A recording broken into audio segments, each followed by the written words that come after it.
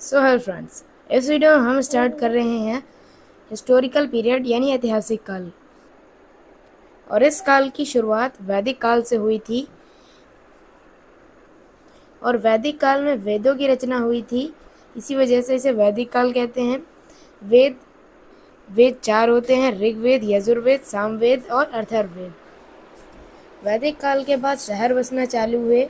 उस समय शहरों को महाजनपद कहा जाता था और महाजनपद के बाद विदेशी आक्रमण हुए। तो देखिए, ऐतिहासिक काल के 3 स्रोत हैं।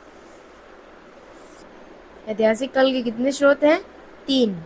पहला पुरातात्विक, दूसरा विदेशी यात्री और तीसरा साहित्य। देखिए, पुरातात्विक स्रोत में सिक्के और अभिलेख हैं। विदेशी यात्री मतलब जितने भी बाहर से ट्रैवलर्स आए उन्होंने जो लिखा वो होता है विदेशी यात्री स्रोत। और तीसरा है साहित्य। साहित्य का मतलब होता है किताबें।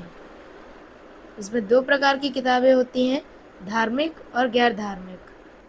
तो शुरुआत करते हैं सिक्कों से। देखिए, सिक्कों का अध्ययन मैथमेटिक्स कहलाता है, मतलब सिक्कों पर स्टडी करना मैथमेटिक्स कहलाता है। सिक्कों में हम जानेंगे वो सिक्के किसने चलाए, क्योंकि पहले के समय में कई प्रकार के राजा थे, मतलब सिक्के चलाए जाते थे। अलग अलग राजा आते थे, वो अपने अलग अलग सिक्के चलाते थे, सोने चांदी ऐसे कई प्रकार के सिक्के चलाते थे। तो स्टार्ट करते हैं। टेराकोटा, सिंधु सभ्यता। टेराकोटा का सिक्का सिंधु सभ्यता की शुरुआत हुई थी। आहत, पंचमार्क और पर्ण मौर्य काल में।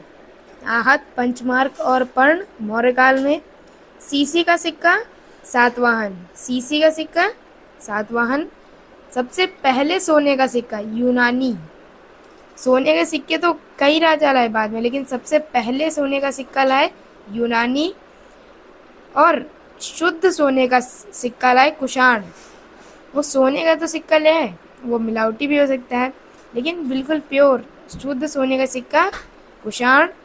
अशुद्ध सोने का सिक्का गुप्त काल में आया था। अशुद्ध सोना यानी मिलावटी सोना, उसमें और भी कोई अलग धातु मिला देते थे।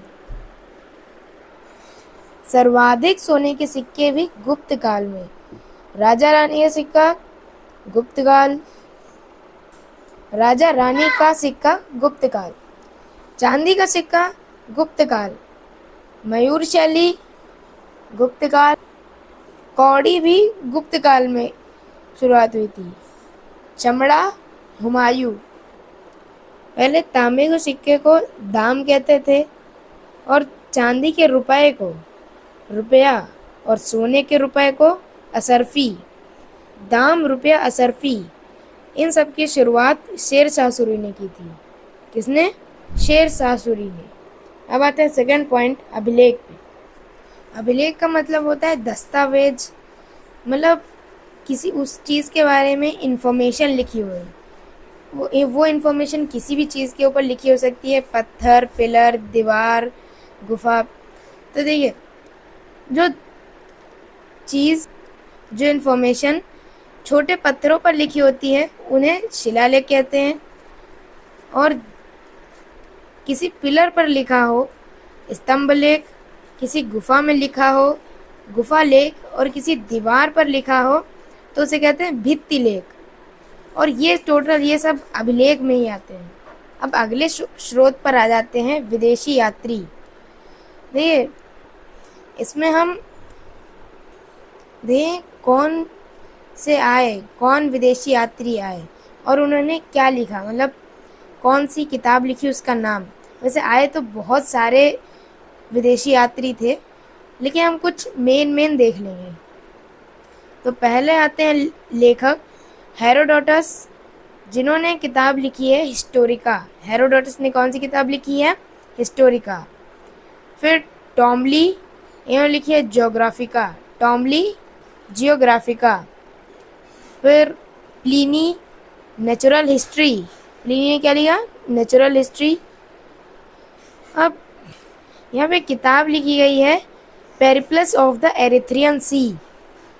ये किताब तो लिख दी, लेकिन ये किसने लिखी ये पता ही नहीं है, क्योंकि जिसने किताब लिखी है उसने किताब पर अपना नाम ही नहीं लिखा, इसीलिए पेरिप्लस ऑफ द एरिथ्रियन सी किसने लिखी है? अज्ञात व्यक्ति ने।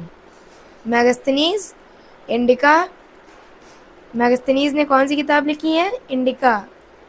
फहान ने लिखी है फो क्यों की, फो क्यों की।